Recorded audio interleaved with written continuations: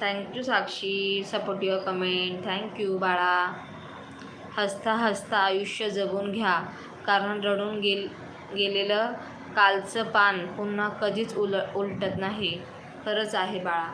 एकतर माणसांचा घडीत भरोसा नाही आहे आता. माणसांना कधी 5 मिनिटांनी परत काय होईल काहीच सांगू शकत नाही. म्हणून माणसाने हसत राहा, आनंदित राहा. सगळ्यांनी कठीण रस्ते नेहमी सुंदर ध्येयाकडे घेऊन जातात, त्यामुळे संयम खचू देऊ नका. खरंच आहे, आयुष्यामध्ये वर चढ उतार रस्ते आपल्या आयुष्यात येतच राहतात.